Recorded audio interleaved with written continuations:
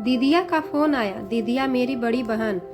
माँ तो मुझे 2 वर्ष का दीदिया की गोद में छोड़ अनंत यात्रा पर चली गई। मेरे लिए तो माँ बहन जो भी मान ले दीदिया ही थी। दीदिया उस समय पहली कक्षा में पढ़ती थी जब वो मुझे गोदी में लेकर अपने साथ स्कूल ले जाती,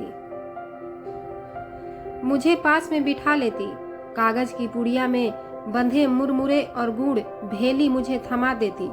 मैं आराम से खाता, वो पढ़ाई करती। हाँ, कभी कभी मैं चोरी से उसकी खड़िया लेकर चाटता।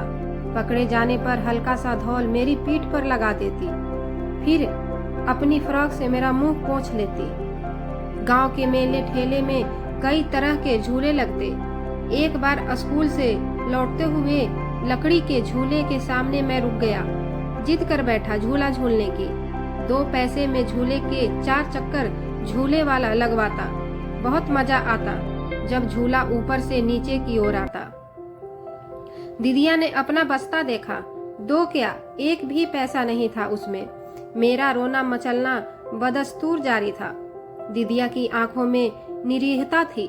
वे झूले वाले से बार बार कह रही थी, ओ झूले वाले भैया, मेरे भाई को आज अपने झूले में बिठा लो, मैं कल तुम्हें पैसे दे दूंगी। झूले वाला बोला, तुम इसके जूते मेरे पास रख दो, कल आकर पैसे देना और जूते ले जाना। उसकी पूरी निगाह मेरे नए जूते पर थी और मुझ पर तो झूला झूलने का भूत सवार था। मैं फटाफट अपने जूते उतारने लगा। दीदिया ने मुझे रोक दिया और अपनी चप्पलें उतारकर उसे दे दी। शायद झूले वाले को सौदा बुरा नहीं लगा। उसने मुझे झूले पर बिठा लिया। दीदिया गरम धूल मिट्टी में नंगे पैर पैदल मुझे लेकर घर लौटी। दूसरे दिन झूला वाला वहाँ से उठ चुका था। मैं रास्ते भर सोचता रहा, जब पढ़ लिख कर बड़ा आदमी बन जाऊंगा तब दीदिया के लिए सुंदर सी लाल रंग की ऊंची एड़ी की सैंडल खरीदूंगा, जैसे हमारे स्कूल की बड़ी बहन जी पहनती हैं। 10वीं के बाद दीदिया के हाथ पीले कर दिए गए। वो पढ़ने में बहुत तेज थी, पर बाबू की माली हालत ऐसी नहीं थी कि वो 2 बच्चों की पढ़ाई का खर्च वहन कर सके। ससुराल चली गई दीदिया। उसका ससुराल संयुक्त और संपन्न था। इतनी बड़ी मिठाई की दुकान उस कस्बे में किसी की न थी।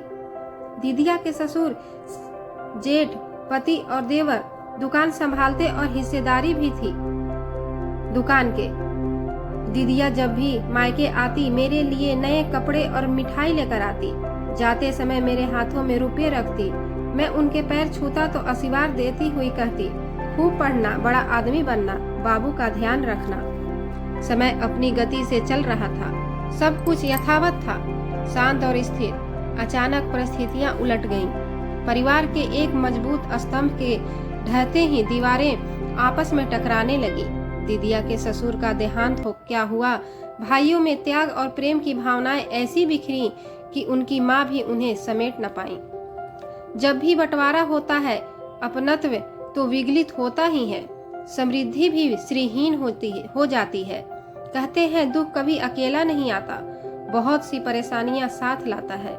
दीदिया को बेटी की तरह प्यार देने वाली उनकी सास ममतामयी सास भी नहीं रही। वो दिन याद है मुझे। गुड़िया के जन्म पर अन्नप्राशन के समय उनकी सास ने सोने की चम्मच से उसे खीर चटाई थी। दीदिया अक्सर कहती, अम्मा के प्राण तो गुड़िया में बसते हैं। जीजा जी की तबीयत भी ठीक नहीं थी। तबीयत ने उनको जड़ कर लिया था। अब वे अकेली दुकान संभालने के साथ साथ छोटी कक्षा के बच्चों को पढ़ाने लगी थी। पति की बीमारी और गुड़िया की पढ़ाई का खर्च, जीवन रन में योद्धा की भांति लड़ना उन्होंने सीख लिया। मेरी अच्छी खासी गृहस्थी, मैं पत्नी और एक बेटा, आर्थिक रूप से संपन्न। इतनी परेशानियों में भी उन्होंने मुझसे कोई सहायता नहीं मांगी। मुझसे क्या, शायद कभी किसी के आगे हाथ न फैलाया होगा। उन्होंने बहुत स्वाभिमानी रही वो।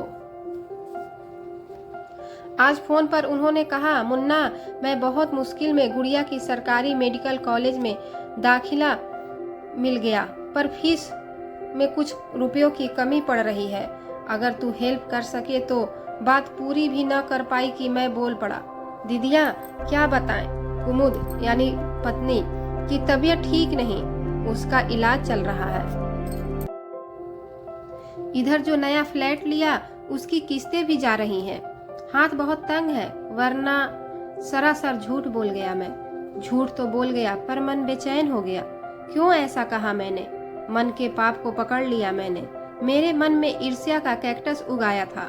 हमारे सुपुत्र सारी सुविधाओं के बावजूद परीक्षा पास न कर पाए और दीदिया की बेटी ने असामान्य परिस्थितियों में भी सफलता प्राप्त कर ली। हालांकि इस असफलता और सफलता के बीच बहुत से बौद्धिक मनोवैज्ञानिक कारण थे, पर मेरा मन तो एक ही जगह अटका था। गुड़िया पहली बार में ही परीक्षा में सफल हो गई और हमारे साहबजादे दीदिया ने अगर गुड़िया के विवाह हेतु मदद मांगी होती तो मैं खुशी खुशी उनकी मदद करता, पर उनकी इस मदद की मांग ने जैसे मेरे मन के मर्म पर कैक्टस के कांटे चुभो दिए। बहुत आहत हुआ मैं। तभी विचारों के झंझावत के बीच ममतामयी चेहरा मेरे सामने आ गया। उनकी आवाज कानों में गूंज गई। ए झूले वाले भैया! मेरे भाई को गर्म जलती जमीन की याद ने सिर झुका दिया।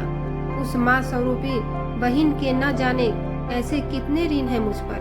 मैंने मोबाइल उठा लिया दीदिया के बैंक अकाउंट में पैसे ट्रांसफर करने के लिए।